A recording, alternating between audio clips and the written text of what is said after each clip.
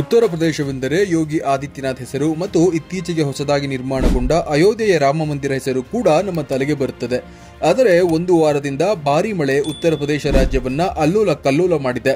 ಈಗ ಉತ್ತರ ಪ್ರದೇಶ ಎಂದರೆ ಬರೀ ಮಳೆ ಎಂಬಂತಾಗಿದೆ. ಇದರ ಬಗ್ಗೆ ತಿಳಿಸ್ಕೊಡ್ತೀನಿ. ಅದಕ್ಕೂ ಮುಂಚೆ ಇನ್ಸೈಡ್ ರಶ್ ನ್ಯೂಸ್ಗೆ ಸ್ವಾಗತ.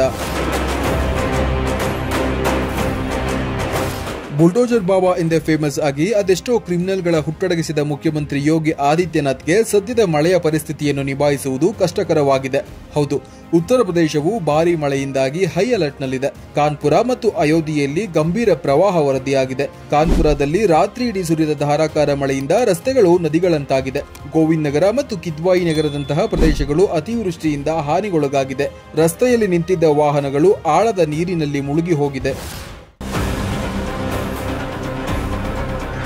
ಸ್ಥಳೀಯ ಆಡಳಿತವು ಜಲಾವೃತಗೊಂಡ ಪ್ರದೇಶಗಳನ್ನು ನಿರ್ವಹಿಸಲು ಮತ್ತು ನಿವಾಸಿಗಳಿಗೆ ಸಹಾಯ ಮಾಡಲು ಪಂಪ್ಗಳು, ತುರ್ತು ಸೇವೆಗಳನ್ನು ನಿಯೋಜಿಸಿದೆ. ಅಯೋಧ್ಯೆಯಲ್ಲಿ ಸರಯೂ ನದಿಯು ಉಕ್ಕಿ ಹರಿದು ಜಲವಾನ್ಪುರದಂತಹ ತಗ್ಗು ಪ್ರದೇಶಗಳಲ್ಲಿ ಪ್ರವಾಹ ಉಂಟಾಗಿ ಅಲ್ಲಿನ ನಿವಾಸಿಗಳು ಆಳದ ನೀರಿನಲ್ಲಿ ಒದ್ದಾಡುವಂತಾಗಿದೆ. ಭಾರತೀಯ ಹವಾಮಾನ ಇಲಾಖೆ ಪೂರ್ವ ಉತ್ತರ ಪ್ರದೇಶದ ಹಲವು ಜಿಲ್ಲೆಗಳಿಗೆ ರೆಡ್ ಅಲರ್ಟ್ ಮತ್ತು ಪೂರ್ವ ಹಾಗೂ ಪಶ್ಚಿಮ ಉತ್ತರ ಪ್ರದೇಶಕ್ಕೆ ಆರೆಂಜ್ ಅಲರ್ಟ್ ಅನ್ನು ಜಾರಿಗೊಳಿಸಿ ಮುಂದಿನ 24 ಗಂಟೆಗಳಲ್ಲಿ ಕಾನ್ಪುರ, ಲಕ್ನೋ, ಅಯೋಧ್ಯೆ ಸೇರಿದಂತೆ 46 ಜಿಲ್ಲೆಗಳಲ್ಲಿ ಭಾರೀ ಮಳೆ, ಗುಡುಗು ಮಿಂಚಿನ ಮುನ್ಸೂಚನೆ ನೀಡಿ ಭಾರತೀಯ ಹವಾಮಾನ ಇಲಾಖೆ ಪೂರ್ವ ಉತ್ತರ ಪ್ರದೇಶದ ಹಲವು ಜಿಲ್ಲೆಗಳಿಗೆ ರೆಡ್ ಅಲರ್ಟ್ ಮತ್ತು ಪೂರ್ವ ಹಾಗೂ ಪಶ್ಚಿಮ ಉತ್ತರ ಪ್ರದೇಶಕ್ಕೆ ಆರೆಂಜ್ ಅಲರ್ಟ್ ಜಾರಿಗೊಳಿಸಿದೆ. ಮುಂದಿನ 24 ಗಂಟೆಗಳಲ್ಲಿ ಕಾನ್ಪುರ, ಲಕ್ನೋ, ಅಯೋಧ್ಯೆ ಸೇರಿದಂತೆ 46 ಜಿಲ್ಲೆಗಳಲ್ಲಿ ಭಾರೀ ಮಳೆ, ಗುಡುಗು ಮಿಂಚಿನ ಮುನ್ಸೂಚನೆ ನೀಡಿದೆ. ವಾರಣಾಸಿಯಲ್ಲಿ ಗಂಗಾ ನದಿಯು 71.26 ಮೀಟರ್ನ ಅಪಾಯದ ಮಟ್ಟವನ್ನು ಮೀರಿದೆ. 84 ಘಾಟ್ಗಳನ್ನು ಮುಳುಗಿಸಿ 24ಕ್ಕೂ ಹೆಚ್ಚು ಪ್ರದೇಶಗಳು, 32 ಗ್ರಾಮಗಳಲ್ಲಿ ಪ್ರವಾಹ ಉಂಟಾಗಿದೆ. ಇದರಿಂದ ದೋಣಿ ಸಂಚಾರವನ್ನು ತಾತ್ಕಾಲಿಕವಾಗಿ ನಿಷೇಧ ಮಾಡಲಾಗಿದೆ.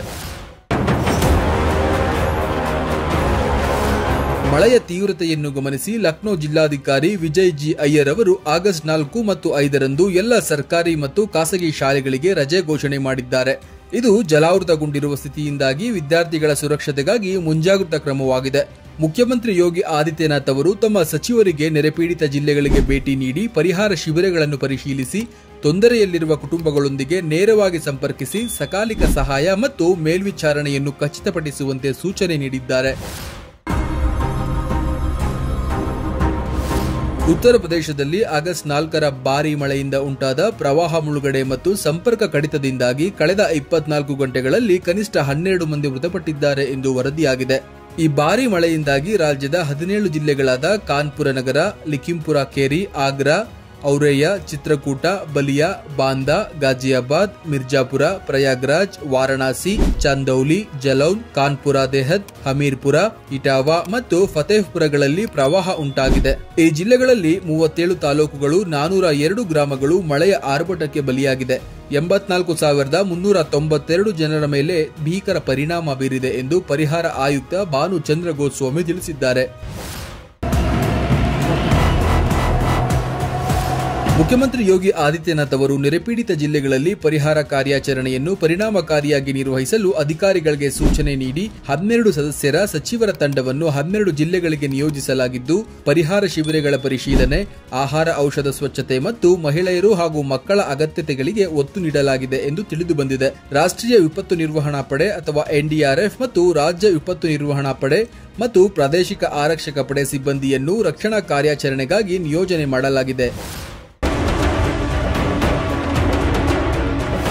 ಹೀಗಾಗಿ ಸದ್ಯ ಅಯೋಧ್ಯೆಯಲ್ಲಿ ಮಳೆಯ ರಣಾರ್ಭಟ ಮುಂದುವರೆದಿದ್ದು, ರಾಮನ ದರ್ಶನಕ್ಕೆ ತೆರಳಿದ ಭಕ್ತಾದಿಗಳ ಪರಿಸ್ಥಿತಿ ಚಿಂತಾಜನಕವಾಗಿದೆ. ಅಲ್ಲಿನ ಸ್ಥಳೀಯರ ಪರಿಸ್ಥಿತಿ ಪರದಾಡುವಂತಾಗಿದೆ. ಏನೇ ಆದರೂ ಪ್ರಕೃತಿಯ ಮುಂದೆ ಮಾನವ ಮತ್ತು ಅವನ ಯೋಜನೆಗಳು ತೃಣಕ್ಕೆ ಸಮಾನವೆಂದು ಈ ಹಿಂದೆಯೂ ಸಾಬೀತಾಗಿದೆ. ಮಳೆ ನಿಲ್ಲುವವರೆಗೂ ಕಾಯಬೇಕಿದೆ ಅಷ್ಟೇ. ಇದು ಈ ಹೊತ್ತಿನ ವಿಶೇಷ. ನೋಡ್ತಾ ಇರಿ ಇನ್ಸೈಡ್ ರಶ್ ನ್ಯೂಸ್. ನಮಸ್ಕಾರ.